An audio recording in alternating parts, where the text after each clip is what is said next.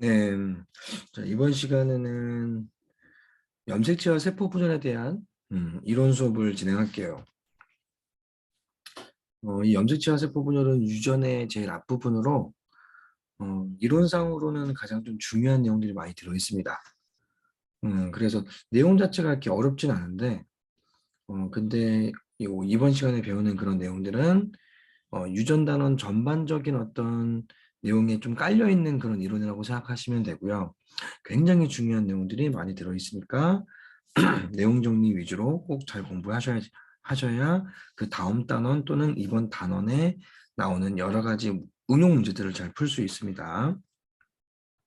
먼저 볼게요. 1번 유전 물질의 구성 체계에 대해서 나와 있는데 첫 번째 유전자의 정의. 유전자라고 하는 말이 한 번씩은 다 들어봤을 텐데 근데 딱히 정의하자고 한다면 입이 잘 안 떨어지죠. 그래서 유전자라고 하는 게 이번 시간에 배우고 난 다음부터는 입으로 이렇게 떨어질 수 있게 정리를 해놓으면 될 것 같아요. 자, 유전자란 바로 DNA의 특정 염기 서열이에요.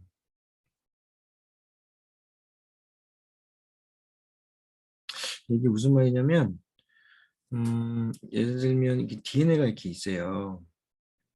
자, 이게 DNA라고 치자. 이게 DNA라고 치면 자, 이 DNA는 여러 개의 염기들로 이루어져 있는데 여기 있는 염기로부터 여기 있는 염기까지 자, 이러한 특정 염기 서열을 바로 유전자라고 합니다. 자, 여기까지 유전자 1이라고 하자.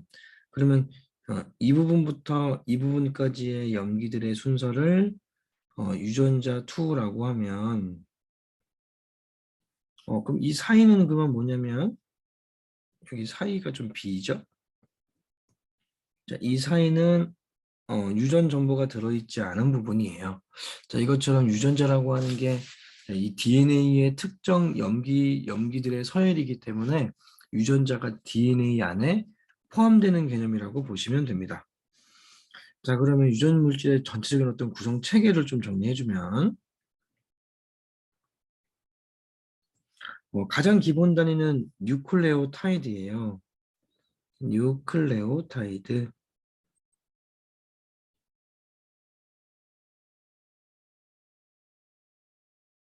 이 뉴클레오타이드는 인산, 당, 염기가 한 분자씩 이루어져 있는 단위체입니다. 인산과 당과 염기 이렇게 세 분자가 하나로 연결되어 있는 유전 물질의 가장 기본 단위입니다. 자, 이 중에서 인산은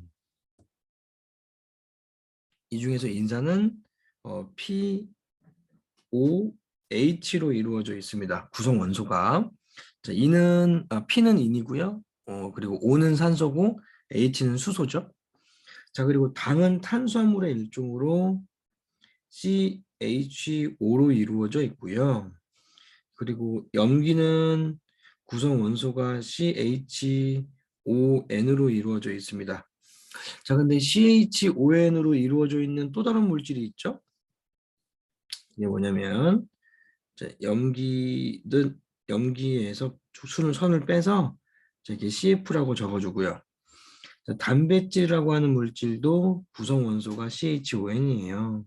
그래서 단백질도 CHON이지만 구성 원소의 종류는 염기하고 같지만 염기와 단백질은 같은 물질이 아니라는 것을 기억해 주세요. 같은 물질이 아니다. 알겠죠? 자, 그럼 이러한 뉴클레오타이드가 많이 모인 건 뭐라고 하냐면 많이 모여 있는 건 바로 핵산이라고 합니다. 핵산. 자, 핵 속에 들어있는 산성 물질이라고 해서 핵산이라고 이름 붙인 건데 자, 이러한 핵산에는 크게 두 가지가 있어요. DNA도 있고 RNA도 있습니다. 자, 핵산은 한자고 DNA와 RNA는 영어이기 때문에 이게 마치 이렇게 어울리지가 않는 그런 용어처럼 보이지만 이 핵산의 종류의 DNA와 RNA가 있습니다. 자, 그럼 어떻게 기억을 해주면 되냐면 이 DNA와 RNA의 이 A가 바로 엑시드의 약자예요. 엑시드. 이 엑시드를 뭐 사전으로 찾아보시면 뭐 무슨 산이라는 뜻입니다. 산성 물질을 뜻하는 말을 바로 엑시드라고 해요. 자, 그래서 DNA도 산성 물질이고 RNA도 한 산성 물질이라서 핵산의 종류다 이렇게 기억하면 될 것 같고, 그리고 DNA와 RNA의 이 D와 R 맨 앞에 있는 앞글자 있죠? 자, 이 D하고 R은 뭐냐면 이 핵산을 구성하고 있는 기본 단위가 뉴클레오타이드라고 했을 때 그때 당이 있었죠? 자, 그 당의 종류가 바로 이 앞글자예요. 그래서 이 DNA는 디옥시리보스라고 하는 당으로 이루어져 있는 핵산이고 RNA는 리보스라고 하는 그런 당으로 이루어져 있는 핵산이다. 그래서 DNA와 RNA라고 한다. 이 정도는 좀 상식적으로 좀 알고 있는 게 좋을 것 같습니다. 아, 목이 좀 안 좋아서. 음. 자, 그리고 이 핵산 중에 DNA는 홀로 존재하는 게 아니라 단백질을 묶고 있어요. 자, 이 묶고 있는 그 단백질을 바로 히스톤 단백질이라고 합니다.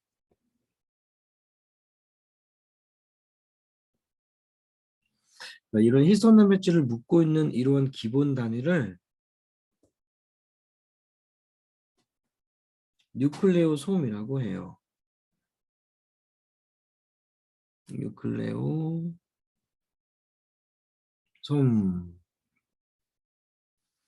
아, 그러니까 뉴클레오란 말이 좀 두 번 나왔으니까 좀 헷갈릴 것 같은데. 자, 뉴클레오솜은 DNA보다 큰 단위, 뉴클레오타이드는 DNA보다 작은 단위, 이렇게 범위 설정을 좀 해주고 넘어갑시다. 뉴클레오솜은 좀 많이 모이면, 마늘 타자, 많이 모이면 염색사가 되고요.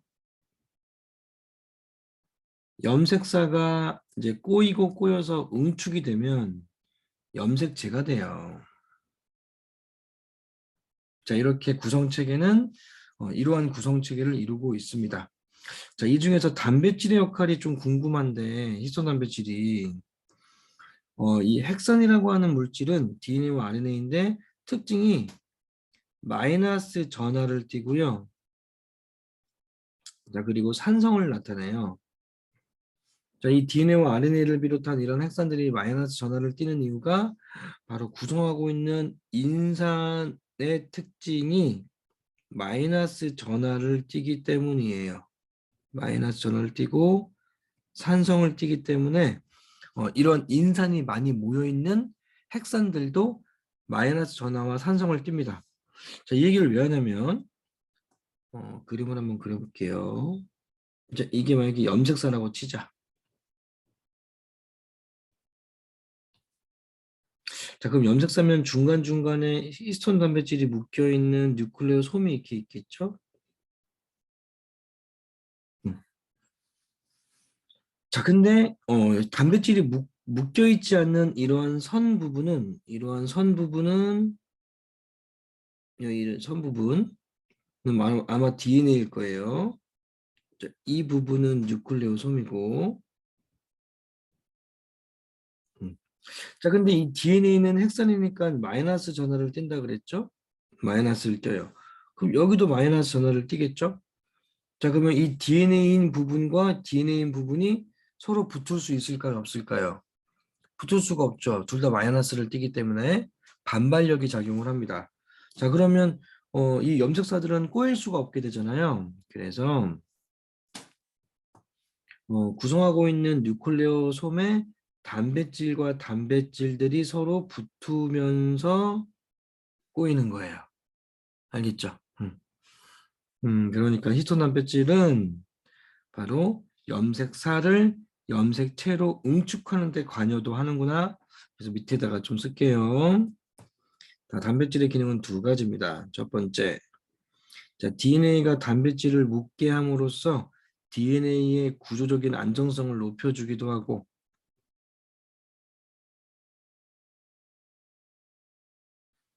두 번째, 염색사를 염색체로 응축하는 데 관여하기도 합니다.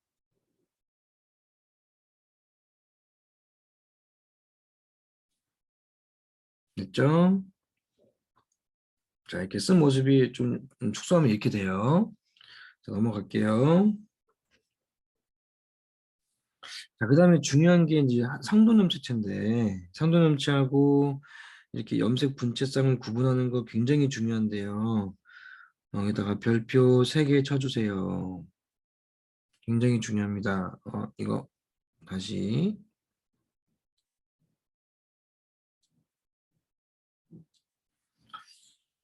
이 중에서 상도염색체는 3가지의 특징이 있고요.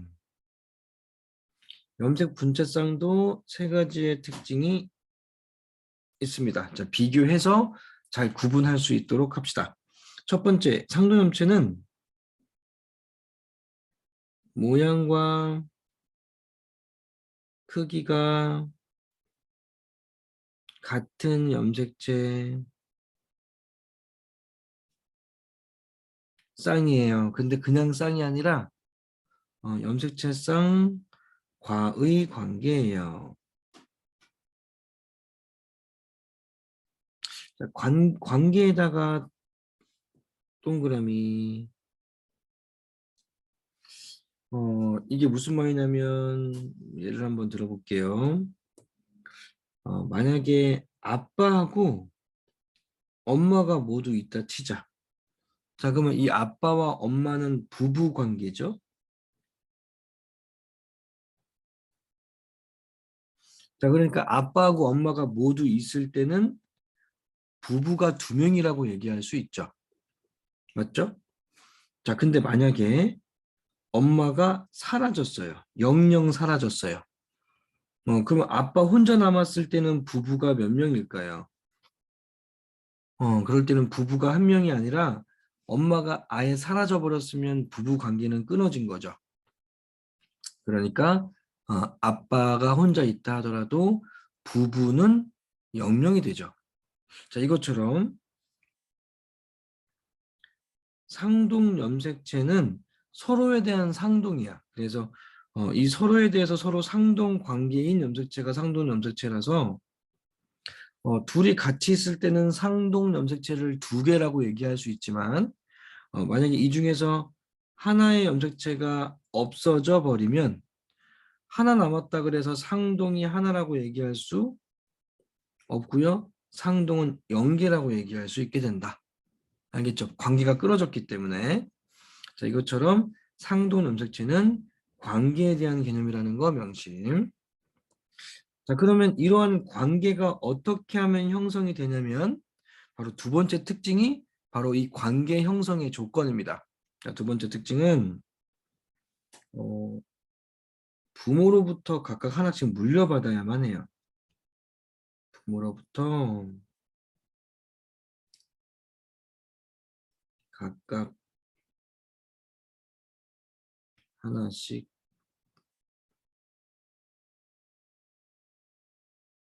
물려받은 염색체입니다. 자, 그래서 엄마한테 하나, 아빠한테 하나 각각 하나씩 물려받았을 때 상동 관계가 형성이 되고 상동 염색체라고 한다고요. 자, 근데 여기서 자, 부모한테 각각 물려받았기 때문에 크기와 모양이 같고 같은 상동 염색체가 상동 염색체의 관계가 되지만 엄마하고 아빠가 쌍둥이가 아니기 때문에 이 받은 상동 염색체들은 모양과 크기는 같지만 속 안에 들어있는 유전적 구성은 다릅니다. 유전적 구성이 다르다.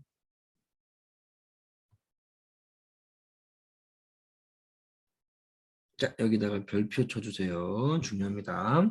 자, 이걸 문제에서 어떻게 응용을 하냐면 상돈 염색체 그림이 나왔다. 그러면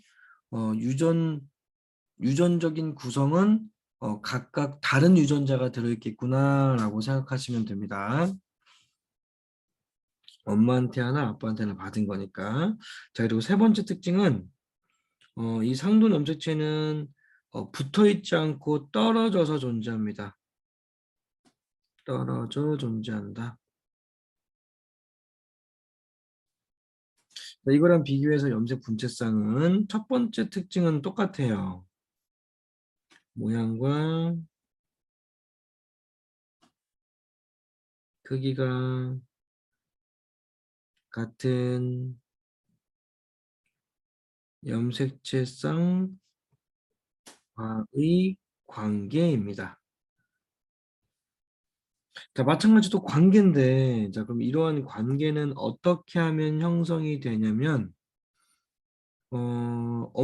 엄마한테 하나, 아빠한테 하나 받은 그런 상동 관계가 형성되는 것과는 다르게, 분체는 복제가 되어야만 형성이 됩니다. 그래서 복제되어 형성된 염색체를 염색 분체라고 해요.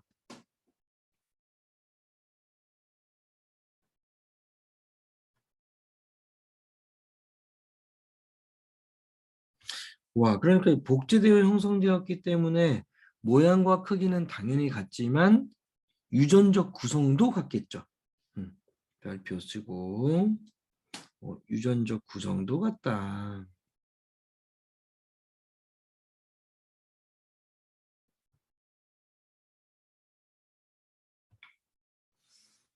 자, 그리고 상론 염색체는 떨어져 있지만 염색 분체는 복제가 될 때 붙어서 복제가 되기 때문에 부착되어 존재합니다.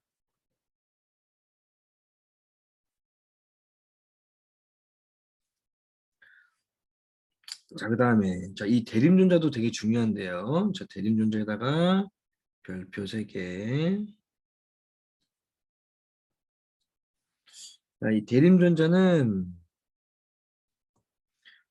상동 염색체에서 같은 위치에 있어야 돼요. 상동 염색체에서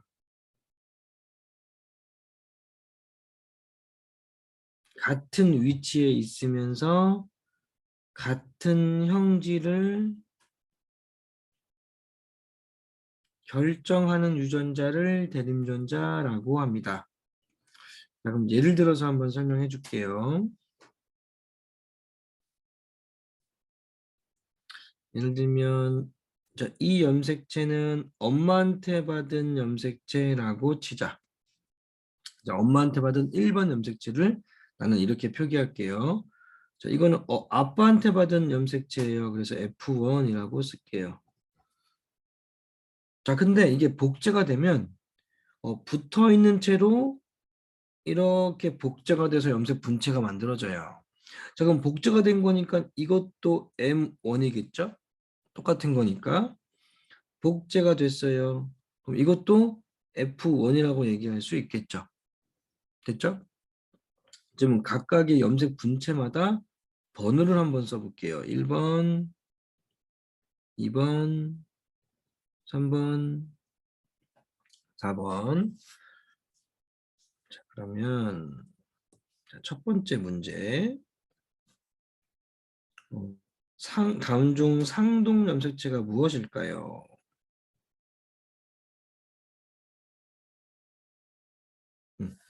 자, 상동 염색체는 일단 1번하고 2번은 안 되죠? 왜냐면 1번하고 2번은 붙어 있고 복제된 거니까 염색 분체쌍들이에요. 염색 분체들이에요. 자, 그래서 엄마한테 하나, 아빠한테 하나 받아야 되니까 1번하고 3번 상동 염색체 맞고요. 1번하고 4번, 2번하고 3번도 맞고요. 2번하고 4번도 맞겠죠. 이해되죠? 자, 두 번째. 그러면 염색 분체쌍은 어떻게 될까요?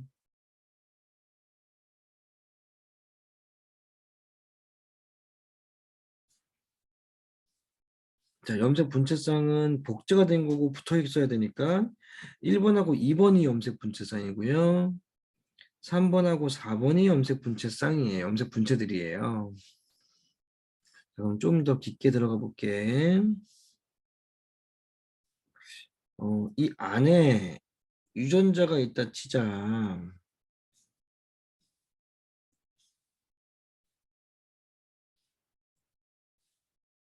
여기는 유전자를 유전자 A라고 할게요.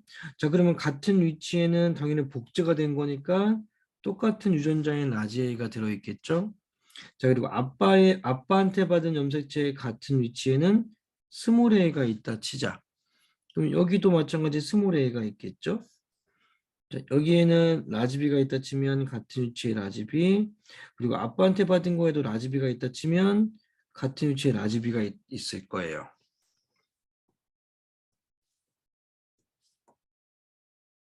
그럼 3번. 유전자 1번의 A와 1번 염색체의 유전자 A와 2번 염색체의 유전자 A는 대립 유전자 맞나요?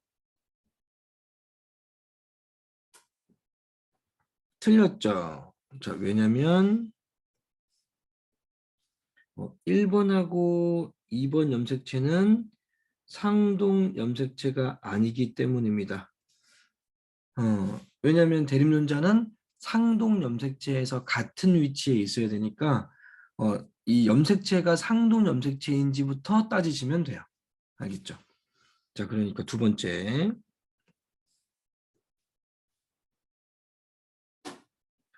그러면 똑같이 1번의 유전자 A와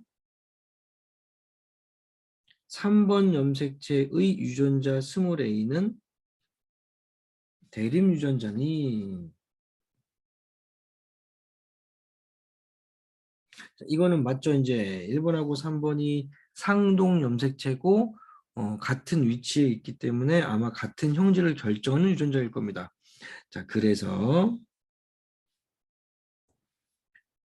아마도 이 대립 유전자의 구성이 라지 A, 스몰 a가 되겠죠. 자, 이렇게 대립 유전자의 구성을 뭐라고 하냐면 바로 유전자형이라고 해요.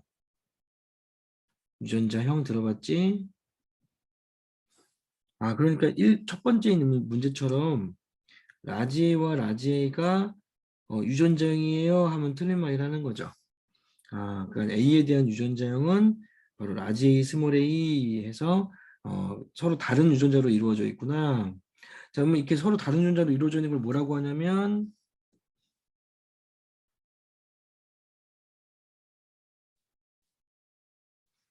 바로 이형접합이라고 해요. 자, 이형접합 또는 다른 말로 헤테로라고도 하고요. 또는 잡종이라고도 해요. 같은 말이에요. 다 같은 말이다. 그럼 다른 한번 예를 들어볼게요. 자, 그러면 1번의 라지 B와 4번의 라지 B는 대립 유전자인가요? 자, 이것도 맞죠. 왜냐면 1번하고 4번은 상동 맞고 각각 엄마한테 하나, 아빠한테 하나 각각 라지 B를 받았네요. 자, 그러니까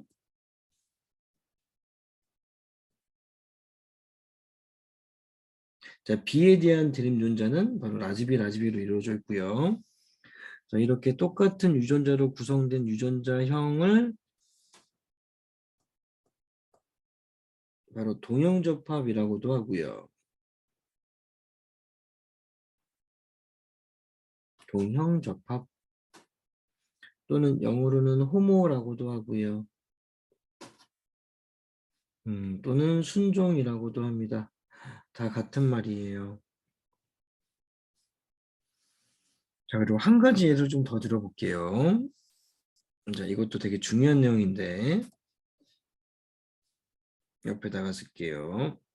X 염색체와 Y 염색체가 있습니다. X 염색체와 Y 염색체.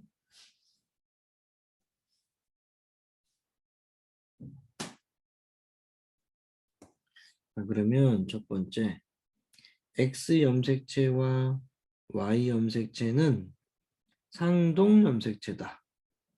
맞을까요? 틀릴까요? 왠지 길이와 모양이 다르니까 틀린 것 같지만 맞습니다. 왜냐하면 X, Y를 가진 개체는 남자인데 이 남자애가 가지고 있는 X는 엄마한테 받은 거고 Y는 아빠한테 받은 거죠. 그래서 엄마한테 하나, 아빠한테 하나 각각 하나씩 물려받은 성 염색체를 가진 거기 때문에 이게 모양과 크기가 다를지라도 엄마한테 하나 아빠한테 하나 받은 이 염색체가 상동 관계가 형성이 되는 거예요. 자, 그래서 아까 상동 염색체 정의한 거로 올라가면 여기 맨 첫째 줄에 모양과 크기가 같은 염색체의 예외가 있는 거죠. 모양과 크기가 같은 염색체의 예외가 바로 X 염색체와 Y구나. X와 Y다. 자, 따라서 이 X와 Y는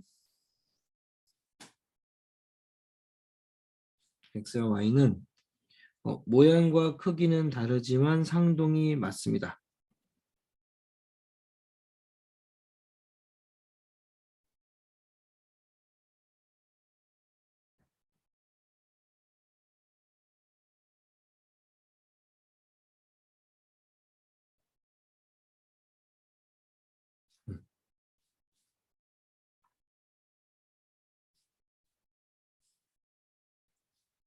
그다음에 자, 그러면 만약에 이 X 염색체 안에 유전자가 들어있는데 유전자가 만약에 A라고 치고요. 자, Y 염색체 안에 B가 있다고 치자. 그럼 두 번째, X 안에 들어있는 유전자 A와 Y 안에 들어있는 유전자 B는 대립 유전자니? 이렇게 물어봤습니다. 맞을까요? 틀릴까요? 자, X하고 Y가 상동이니까 왠지 맞을 것도 같은데 절대 맞지 않습니다. 되게 중요한 내용인데 일단 별표 치고 적으세요. X와 Y는 상동은 맞지만 X와 Y 염색체는 대립 유전자를 공유하지 않습니다. 대립 유전자를 공유하지 않는다. 자, 이 말은 무슨 말이냐면 X에 들어있는 대립 유전자는 X에만 있고 Y에는 없고요. Y에 들어있는 대립 유전자는 Y에만 존재하지 X에는 존재하지 않는다고요. 알겠죠? 그래서 X가 두 개 있는 여자는 대립 유전자가 두 개를 가질 수 있지만 두 종류를 가질 수 있지만 두 개를 X가 하나밖에 없는 남자는 하나밖에 못 갖는 거예요. 알겠죠? 되게 중요한 내용이고 자, 문제 풀 때 많이 이용되는 그런 내용이니까 꼭 별표 치고 문제에서 한번 이용할 수 있게 해보세요. 넘어갑니다. 자, 핵상과 핵형. 첫 번째, 핵상과 핵형도 별표 3개예요. 이 별표 3개를 남발하는 것 같지만 앞에서 얘기했지만 중요한 내용들이 굉장히 많이 들어 있습니다. 자, 이 핵상과 핵형 구분하는 거 같이 해서 별표 3개예요. 자, 이 중에서 핵상이요. 자, 핵상의 정의는 염색체의 구조에 대한 개념도 있고요. DNA의 상대적인 양에 대한 개념도 있습니다. 자, 그럼 구조에 따라서 나눴을 때 핵상이 어떻게 나뉘냐면 EN인 경우가 있고 N인 경우가 있습니다. 자, 그럼 EN인 경우에는 어떤 경우냐면 세포 안에 들어있는 염색체들이 전부 다 엄마한테 받은 거, 아빠한테 받은 거 이렇게 상동 염색체로 쌍을 이루고 있을 때 그런 세포를 핵상을 EN이라고 얘기합니다. 그러니까 엄마한테 받은 염색체와 아빠한테 받은 염색체 모두 가지고 있을 때 이때를 핵산을 EN이라고 한다. 자, 그럼 핵산 N인 경우에는 그렇지 않은 경우죠. 엄마한테 받은 염색체 또는 아빠한테 받은 염색체 둘 중에 한 종류만 존재할 때 쌍을 이루고 있지 않을 때 그때의 핵상을 N이라고 얘기하고요. 일반적으로 자, EN인 세포는 바로 체세포들이고요. 자, N인 세포는 세포 주기에 따라 좀 다르긴 한데 자, 감수 이분열기의 세포와 생식세포가 바로 핵상위 N입니다. 자, 세포 분열까지 배운 다음에 한 번 더 생각해 보면 되겠네요. 자, 그럼 이러한 핵상의 특징이 뭐가 있냐면, 자, 이 핵상은 모든 체세포의 핵상이 EN이에요.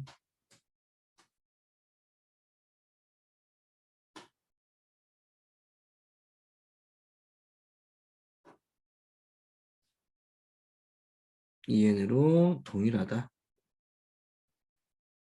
그러니까 동물의 종이든 어떤 종이든 식물이든 상관없이 체세포면 핵상이 EN이다. 이렇게 기억하면 될 것 같습니다. 자, 그럼 이거랑 비교해서 핵형은 염색체의 구조가 아니라 염색체의 모양과 수입니다.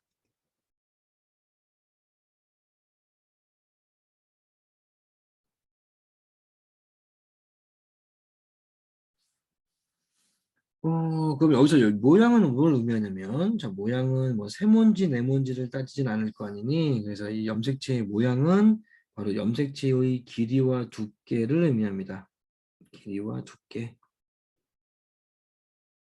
자, 염색체의 길이와 두께가 바로 유전자량에 비례해서 길이가 두껍거나 또는 두께가 두껍거나 길이가 더 긴 게 바로 유전자량이 더 많은 거예요. 자, 그러니까 X 염색체와 Y 염색체를 비교하면 X 염색체의 유전자량이 더 많은 거죠. 자, 그러니까 세포 한 개를 비교할 때도 여자는 성염색체가 XX고 남자는 XY이기 때문에 여자의 체세포의 유전자의 상대량이 더 많겠죠. 알겠죠? 이렇게 길이와 두께가 바로 유전자량이 비례하기 때문에 그래요. 자, 그러면 염색체의 숫자를 세는 방법을 좀 기억해 주면 될 것 같습니다. 자, 이 세는 방법을 잘 기억해 주면 문제에 나오는 모든 염색체의 개수를 전부 다 셀 수 있습니다. 자, 두 가지만 기억해 주면 돼요. 세는 방법. 자, 첫 번째, 상동 염색체는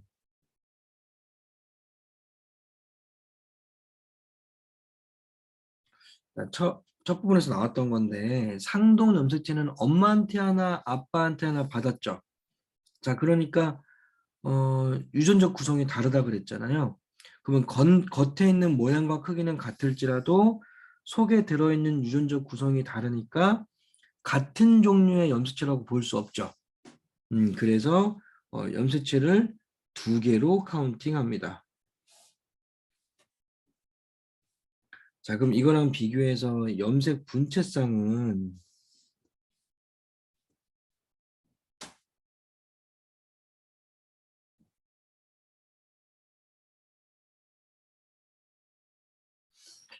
복제가 돼서 형성됐기 때문에 속에 들어있는 유전적 구성도 완전 같죠. 그러니까 같은 종류의 염색체라고 볼 수 있는 거죠. 그래서 염색 분체쌍은 한 개로 카운팅을 합니다. 자, 이렇게 두 가지만 기억해주면 그림에 나오는 모든 염색체의 개수를 셀 수 있어요. 자, 그러면 이러한 핵형의 특징은 뭐냐면 핵형의 특징. 자, 핵상과는 좀 다르게 핵형은 종 특이성을 가지고 있어요. 자, 종 특이성이란 종마다 모두 다르다는 거죠. 그러면 종마다 핵형이 다르다는 얘기는 모양이 다르거나 숫자가 다르면 핵형이 다른 거니까 염색체의 개수가 같다 하더라도 모양이 달라서 종이 다르면 무조건 핵형은 무조건 달라요. 자, 그러면 같은 종이면 핵형은 같나요? 그건 아니에요. 왜냐하면 같은 사람일지라도 여자와 남자의 핵형은 다르거든요. 그 이유가 바로 성염색체의 모양과 크기가 다르기 때문에 그래요. 따라서 성별 특이성도 가지고 있습니다. 그러니까 조금 다른데 핵상 같은 경우에는 체세포면 전부 다 핵상이 EN으로 같아. 하지만 핵형은 핵형이 같으려면 종도 같고 성별도 같아야지만 핵형이 같습니다. 알겠죠? 자, 그럼 이러한 핵형을 분석하는 걸 핵형 분석이라고 하는데, 즉 핵형 분석이란 염색체의 모양과 수를 분석하는 거죠. 염색체의 모양과 수를 분석하는 걸 바로 핵형 분석이라고 합니다. 자, 그럼 이러한 핵형 분석에 분석하는 그런 과정이 어떻게 되냐면, 상염색체는 길이가 긴 것부터 짧은 순으로 쭉 이렇게 나열하고요. 자, 그리고 성염색체는 제일 마지막에 배열을 해서 관찰을 해요. 자, 그래서 이 핵형 분석으로 알 수 있는 것과 알 수 없는 게 뭐냐면, 자, 핵형 분석으로 알 수 있는 것과 핵형 분석으로 알 수 없는 것. 별표.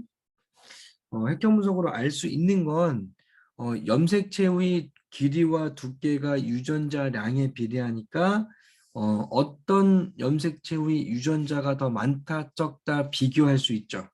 그렇죠? 그래서 유전자량을 비교할 수 있다.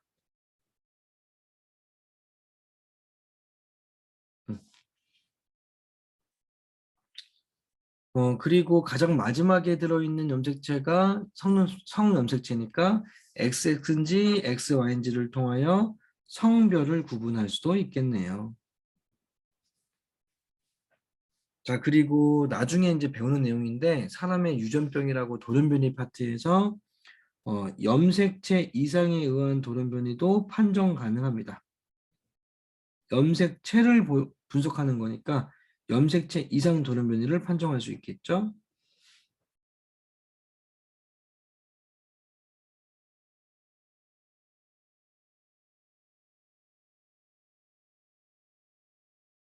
음. 자, 그럼 알 수 없는 건 뭐냐면 속 안에 들어있는 유전자의 구성은 알 수 없어요. 자, 유전자가 라지에인지 스몰에인지는 알 수 없다고요. 그러니까 유전자의 구성을 알아야지만 알 수 있는 뭐 생명의 유무라든가 또는 뭐 혈액형이라든가 이런 것들은 알 수 없겠죠. 자, 그리고 유전자의 이상이 있어서 나타나는 유전자 이상 돌연변이도 판정할 수 없습니다.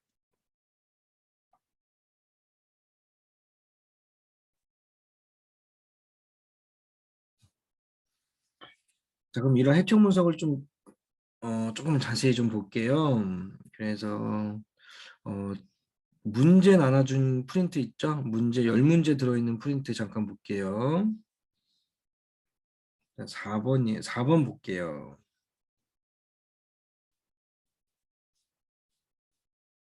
자, 여기 그림에 나와 있는 이 네모 박스에 나와 있는 게 바로 핵형 분석한 결과인데, 자, 이때 꼭 확인해야 되는 번호가 몇 번이냐면, 자, 5번하고 7번 동그라미 치고 빼서 결실이 있을 수 있습니다. 결실이라고 적어 놓으세요. 자, 결실은 유전자가 빠져서 염색체의 길이가 짧아지는 건데, 지금 이 그림 보니까 염색체 길이가 짧은 게 없죠. 자, 그러니까 이 가에 나와 있는 이 가 사람은 5번과 7번이 정상이다라고 할 수 있어요. 그러니까 내가 여기 이게 지금 5번하고 7번에다 결실이라고 써놓은 게 5번과 7번이 결실이라고 얘기하는 게 아니라 결실이 일어날 수 있다고 적어놓은 거예요. 가능성이 있다고.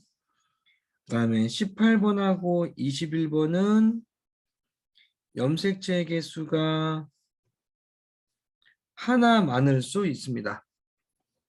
그래서 18번이 하나 많은 경우는 에드워드 증후군, 21번이 많은 건 다운 증후군이라고 하는데, 자, 그리고 5번의 결실은 뮤성 증후군, 7번의 결실은 뭐 윌리엄스 증후군 이렇게 있는데, 나중에 돌연변이 할 때 자세히 다룰 거니까 이런 이름들, 어떤 증상들에 대한 이름이 중요한 게 아니라 확인을 해야 된다는 걸 얘기하고 싶은 거예요. 그래서 18번하고 21번은 염체 개수가 하나 많을 수 있는데 이 가사람은 정상인 거죠. 자, 그런데 나 사람을 보면 한번 동그라미 쳐볼까? 5번 정상, 7번 정상, 18번 하나 많죠?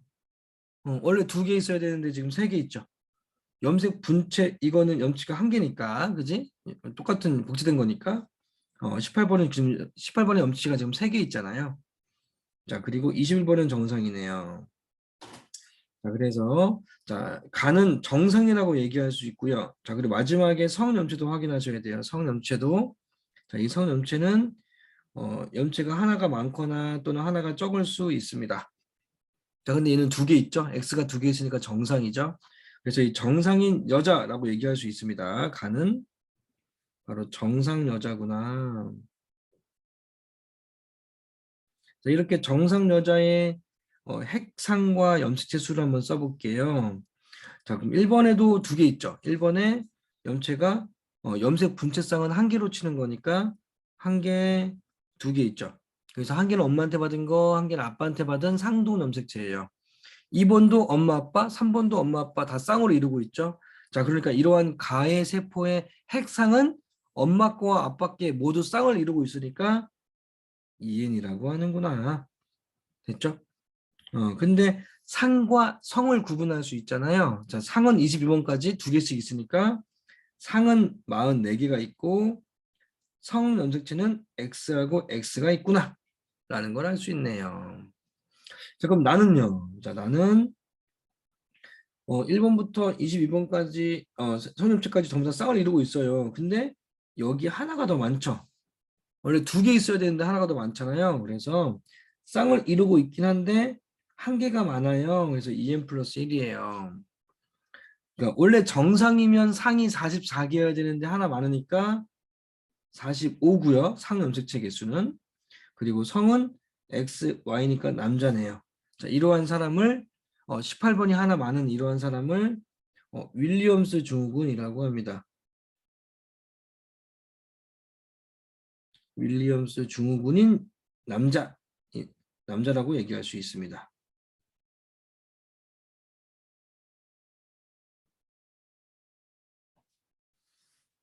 이해되죠? 넘어갈게요.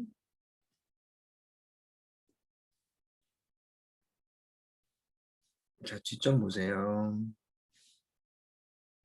자, 다음은 세포 분열의 주기 볼게요. 자, 세포 분열의 주기는 중학교 때 한번 배웠었는데 내용을 좀 많이 까먹었을 테니 다시 한번 잘 봅시다. 자, 간기 크게 나눴을 때 이렇게 간기와 자, 분열기로 이렇게 나눠집니다. 간기와 분열기로 나눠지고요. 자, 이 분열기는 핵분열기와 세포질 분열기로 나눠집니다.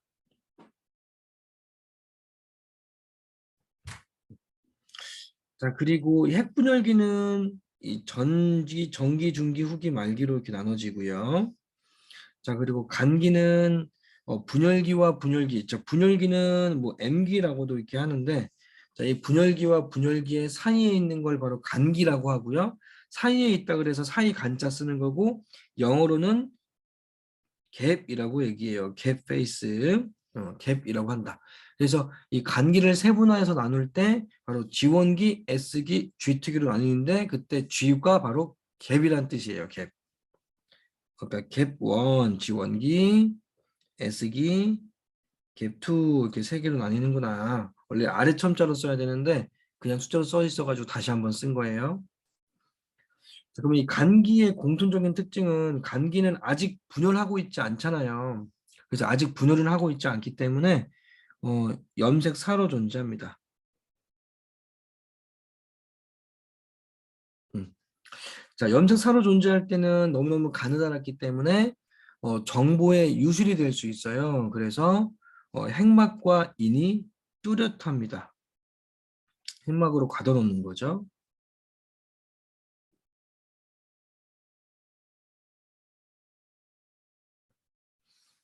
자, 그리고 세포가 분열이 끝나면 세포의 세포질을 반으로 나눴기 때문에 크기가 작아지잖아요. 그러니까 다시 커지는 단계가 필요하죠. 그래서 세포가 다시 커지는 단계가 바로 간기고요. 세포질의 생장이라고 얘기합니다. 세포질의 생장이 나타나는 시기입니다. 자, 여기서 이 세포질의 생장은 크게 두 가지의 의미로 해석할 수 있는데 첫 번째는 세포의 크기가 커진다로 해석할 수 있고요. 두 번째는 세포 내에 존재하는 세포 내의 소기관의 숫자가 많아지는 걸로도 해석할 수 있습니다. 음. 자, 이러한 간기는 전체 세포 주기의 90% 이상을 차지한대요. 거의 대부분을 차지하는 거죠. 자, 이 중에서 S기 먼저 볼게요. 자, 이 S기는 어떠한 특징이 있냐면, 자, S기는 DNA가 2배로 복제가 되는 시기입니다.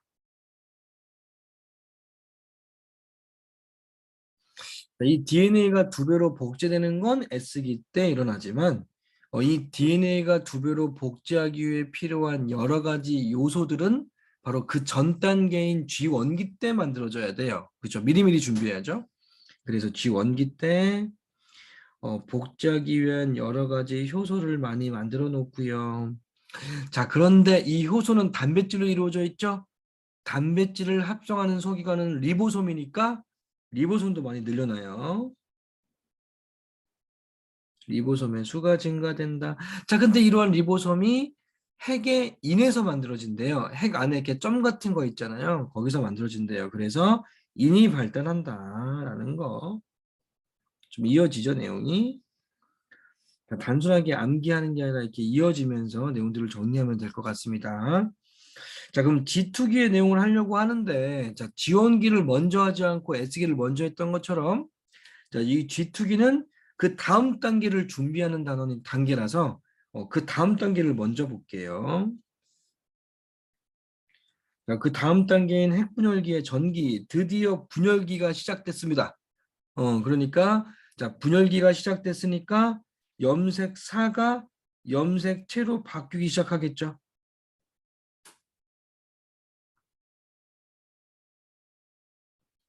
자, 근데 염색체는 되게 두껍고 좀 큰 구조물이에요. 그러니까 이 구조적으로 안정성이 좀 높죠.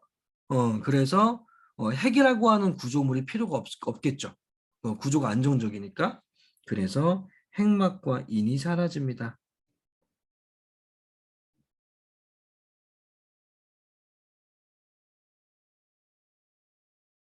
음. 자, 그리고 전기 때 양극, 세포의 양쪽 끝이요.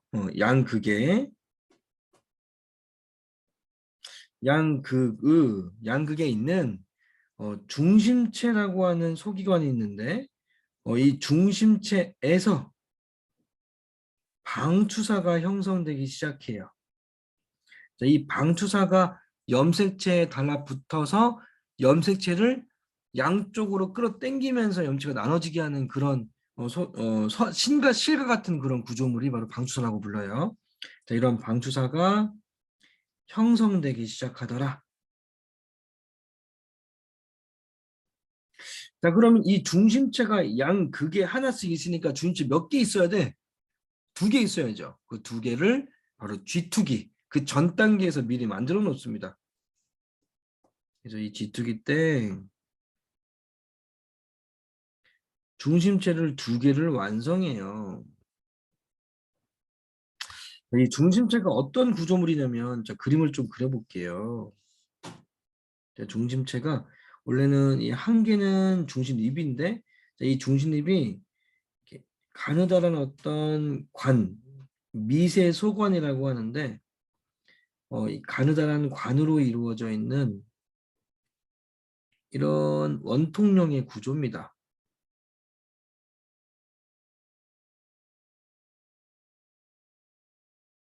무슨 그림인지 알겠니? 그러니까 빨대를 쭉 둥글게 이렇게 말았다고 생각하시면 되겠네요. 그러니까 되게 복잡한 구조고요. 굉장히 오래 걸려요. 만들어내는데. 자, 이렇게 이거 하나를 바로 중심체가 아니라 중심립이라고 하는데, 자, 이러한 중심립이 직각으로 하나가 더 있는 게 바로 중심체라고 해요. 자, 이렇게요.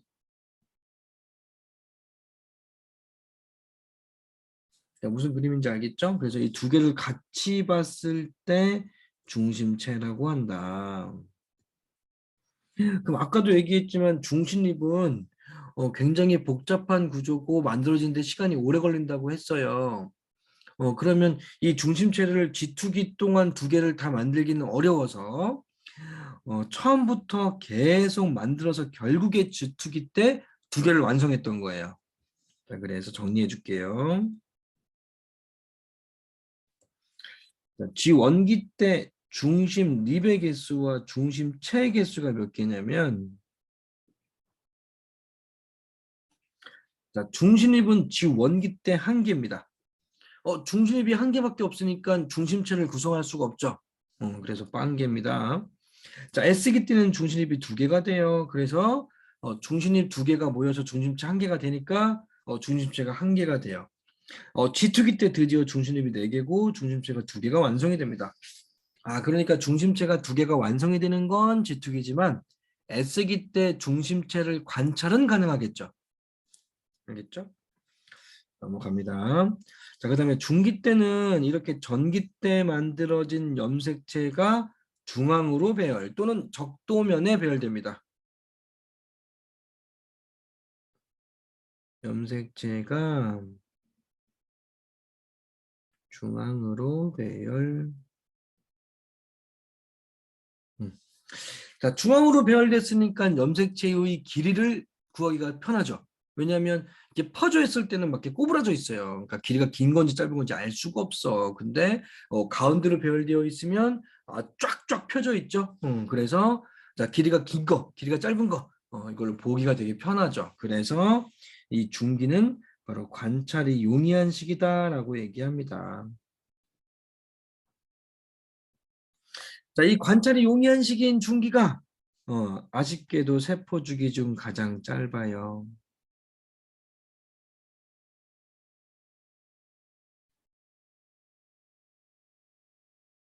음. 자, 후기 때는 이러한 염색체가 나뉘기 시작해요. 염색체가 나뉘기 시작.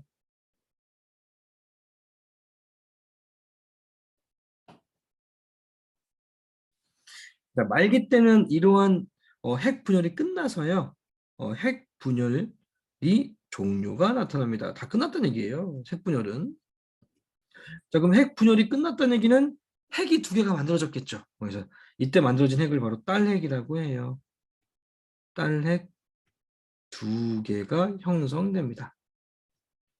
자, 핵이 만들어졌다는 얘기는 어, 염색체가 다시 염색사로 바뀌었다는 얘기를 의미하죠. 그래서 염색체가 다시 염색사로 바뀌는 시기다.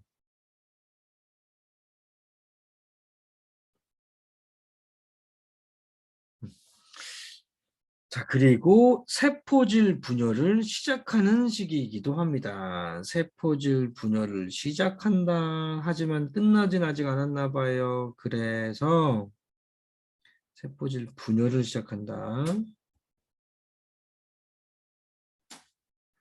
그래서 이 말기 때는 조금 기이하게도 세포질은 분열하고 있지만 아직 안 끝났고 핵은 분열이 끝났어요. 그래서 핵은 두 개가 있지만 아직 세포는 두 개가 아니라 한 개인 상태가 바로 말기입니다.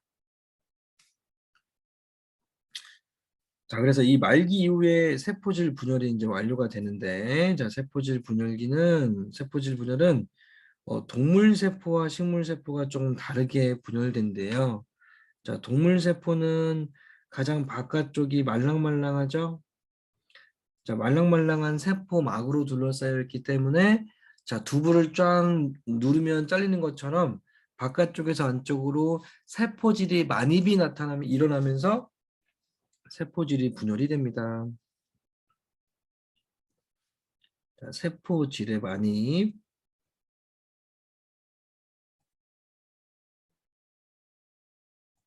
뭐 그림으로 뭐 그려보면 뭐 이런 식으로 되는 거죠. 위에서 내가 잠깐 그렸는데 이게 바로 아까 동물 세포의 예를 들었던 건데 이렇게 바깥쪽에서 안쪽으로 이렇게 만입이 일어나면서 나뉜다고요. 알겠죠? 자, 식물세포는 가장 바깥쪽에 세포 벽으로 둘러싸여 있어요. 세포 벽은 딱딱하잖아요. 그래서 세포질의 만입을 통해서 분열할 수가 없었어요. 그래서 안쪽에서 바깥쪽으로 오히려 세포판이 형성됐습니다. 그래서 세포판이 형성되면서 나눠진다.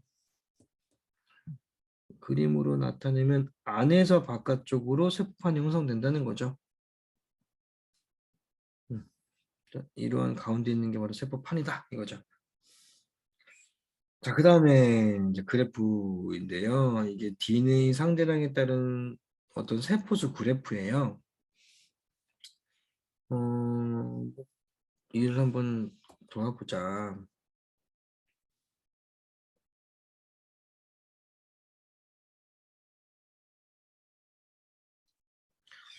만약에 현미경 세포 분열하고 있는 세포 분열이 활발하게 일어나고 있는 세포들을 관찰하고 있다 치자. 자, 이 동그라미가 바로 이 현미경의 시야입니다. 세포들이 막 이렇게 안쪽에 들어있어요. 이렇게 개수가 몇 개인지는 모르겠지만 한 20개가 있다 칠게요. 자, 그러면 이 20개의 세포 중에서 90% 말고 10%는 분열기죠. 그러면 10%인 분열기는 2개밖에 없겠죠? 그럼 나머지 18개가 간기인 세포들이겠죠. 이 간기인 세포들은 핵막이 딱 있고 어떤 게 지원기인지 S기인지 지투기인지 구분이 잘 안 가요. 육안으로는. 하지만 분열기인 세포들은 염색체가 퍼져 있는지 중앙에 있는지 나뉘고 있는지 끝났는지에 따라서 전중 후 말을 구분하기가 되게 쉽습니다.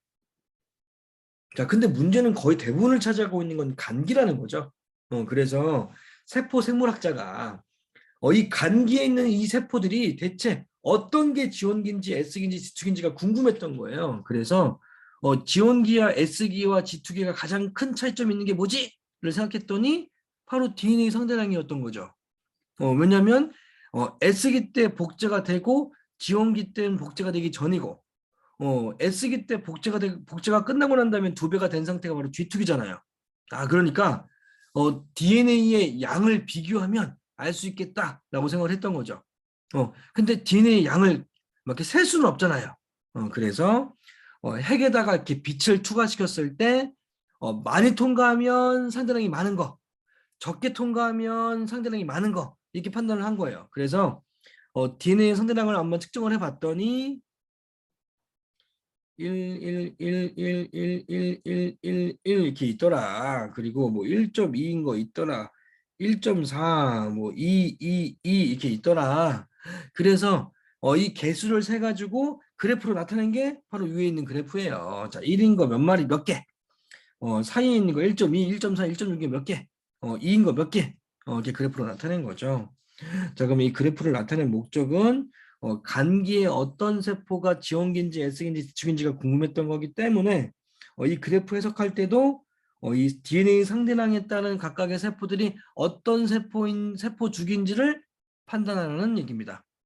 자, 그러면 상대량 1인 세포요. 자, 상대량 1인 세포는 아직 복제가 되기 전이잖아요. 그러니까 G1기인 세포들이겠죠. 그럼 1과 2 사이에 있는 이 세포들은 복제를 하고 있는 중이니까 S기인 세포들이고요. 상당히 2인 세포는 복제가 끝난 거니까 G2기부터 M 말기까지 다 들어가요. 자, 이렇게 발견되는 세포들의 숫자는 각 세포 주기의 세포 주기 시간에 비례합니다. 자, 뭔 말이냐면 더 많이 발견되는 세포들의 세포 주기가 더 긴 거라고요. 알겠죠? 그래서 자, 그럼 세포 주기가 G1기가 기니 G2기가 기니 이렇게 물어보면 G1기만 있는 1번이 더 많이 발견되니까 얘가 더 길다고 얘기할 수 있겠네요. 근데 이거를 외울 필요는 없어요. 왜냐하면 이 그래프가 바뀔 수 있거든요. 알겠죠? 이 그래프를 해석하는 걸 기억해야지 이 지원기가 길다는 걸 더 기억하면 안 됩니다.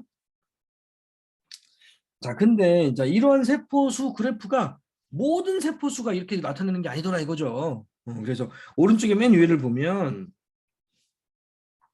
적혈구 신경세포, 근육세포가 있죠? 얘네들이 뭐냐면 바로 분화가 끝난 세포들이에요. 분화가 끝난 세포.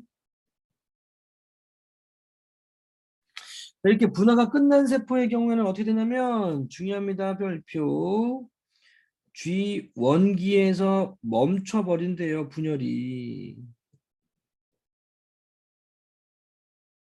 자, 분열이 멈춰버린다. 여기서 분화가 있고 분열이 있는데요. 이 분화하고 분열을 좀 구분하시면 이해하기가 좀 편해요. 자, 분열은 세포가 여러 개로 나눠지는 거예요. 분화는 구조와 기능이 변하는 거예요. 자, 그러니까 분열하고 있는 중에 계속 분화도 하고 있는 거예요. 알겠죠? 마치 집을 만들고 있을 때 집의 안쪽에 있는 사람들이 여러 가지로 자기가 뭐 인테리어도 하고 뭐도 하고 있는 것처럼 자기가 이용할 수 있게 하는 것처럼 분열되고 있을 때 분화가 같이 일어나고 있는 거예요. 자, 그런데 분화가 끝났으면 어떻게 된다고요? G원기인 상태에서 분열이 멈춰버린다고요. 다시 한번 설명할게. 좀 어려운 개념일 수도 있어서. 자, 그러니까 음, G원기인 세포인데 아직 분화가 안 끝났어. 그러면 분열이 안 멈추겠죠. 그러니까 S기로 넘어가겠지. 됐지? 그럼 S기인 세포도 G2기로 넘어가고요. 자, 근데 만약에 이 G2기인 세포가 분화가 끝났어. 그럼 그렇다고 분열이 멈추나? 아니요. 분화가 끝났어도 G2기에서 멈추는 게 아니라 G1기에 와서 멈춘다고요. 아, 그러니까 그냥 넘어가겠지. 그리고 그냥 넘어온다고요. 아, 그럼 넘어온 다음에 G원기 때 분화가 끝났으면 분열을 멈춘다고요. 알겠죠? 그러니까 이 분화가 끝나서 멈춰버린 지원기 상태에서는 S기로 못 지나가죠. 아, 이렇게 지원기는 계속 쌓이고 지원기가 S기로 안 지나가고 안 넘어가고 그럼 S기하고 G2기하고 M기는 다시 지원기로 넘어오고 그러니까 결국에는 지원기의 세포들의 숫자가 많아지겠죠. 알겠죠? 지원기의 세포들의 숫자는 많아질 거고요. S기하고 G2기부터 M 말기의 세포들은 감소하겠지요. 알겠죠? 그래서 결국에 그래프가 어떻게 나타나냐면 1, 2일 때 1인 게 G원기였잖아요. 그래서 G원기인 상대방이 1인 세포들만 이렇게 남겠네요. 이해되죠? 자, 그 다음에 나날 과정의 할구만 하면 되는데 나날 과정이란 뭐냐면 자, 나날은 이 앞에 있는 이 난자가 수정란이란 뜻이에요. 수정란이 분할되는 과정이에요. 아, 그러니까 수정란이 이렇게 있는데, 수정 이렇게 이렇게 막 분할되는 거죠. 분할되니까 뭐 세포들은 많아지겠죠? 어. 자, 이때 이 분할돼서 만들어지는 세포 한 개, 이 세포 한 개를 분할돼서 만들어진 세포다. 그래서 할구라고 해요. 이 할구에서 구자가 세포 구자, 적혈구, 백혈구, 림프구의 그 구자입니다. 그러니까 분할돼서 만들어진 세포. 자, 그럼 이 할구의 특징은 나날이 될수록 할구의 숫자는 많아지겠죠? 하지만 할구의 크기는 감소가 돼요. 점점 작아진다고요. 하지만 각 할구의 DNA량은 일정하더라. 자, 이걸 통해서 알 수 있는 건 할구가 막 만들어지고 있지만 이 할구들의 DNA량이 일정하대요. 일정한 건 처음에 두 개가 있을 때 그냥 나누면 1이 되고 그냥 나누면 2분의 1이 되죠. 점점 줄어들겠죠. 근데 그냥 나눠지는 게 아니라 복제하고 나누고 복제하고 나누고 이러면 줄어들지 않고 일정하겠죠. 그래서 상대량이 일정하다는 걸 통해서 S기는 정상적이구나라는 건 알 수 있고요. 자, 세포의 크기가 작아진다는 걸 통해서 세포의 크기가 커지지 않고 있구나, 그냥 나누고 있구나라는 걸 알 수 있고요. 따라서 세포의 크기가 커지는 지원기하고 G2기가 없는 걸 알 수 있습니다.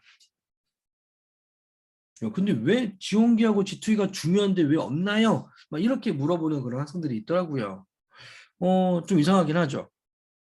왜 그러냐면 수정란, 즉 엄마의 난자와 아빠의 정자가 수정돼서 만들어진 수정란의 목표는 뭐냐면 빨리빨리 개체가 되는 게 목표예요. 즉 빨리 아기가 돼서 태어나고 싶은 거예요. 그러면 이 아기가 되려면 세포가 많아야 돼요, 적어야 돼요? 엄청 많아야죠.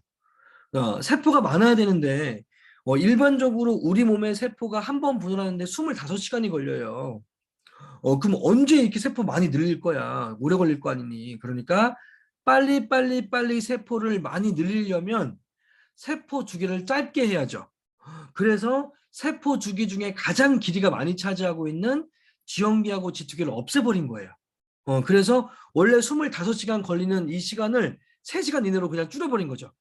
빨리빨리 세포를 늘리려고. 그런 과정이 바로 나나의 과정이라서 이렇게 지원기하고 지투기가 없었던 겁니다. 알겠죠? 자, 그러면 이 지원기하고 지투기가 없으면 어떤 그래프가 나타나냐면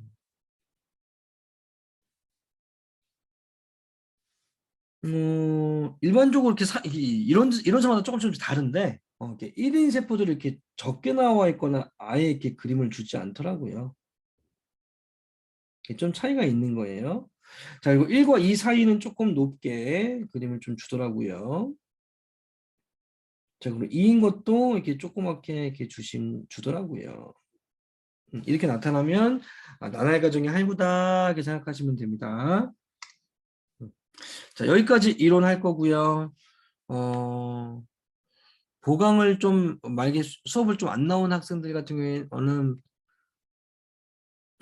또는 내용을 좀 공부했어도 이해가 안 되는 학생들은 이 동영상을 여러 번 좀 반복적으로 좀 보면서 내용을 좀 다지시면 좋을 것 같고요.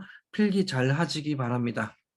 자, 염색체와 세포 분열 앞부분, 그러니까 다음 시간에는 세포 분열을 할 건데 세포 주기까지 일단 이론 수업 마치겠습니다. 감사합니다.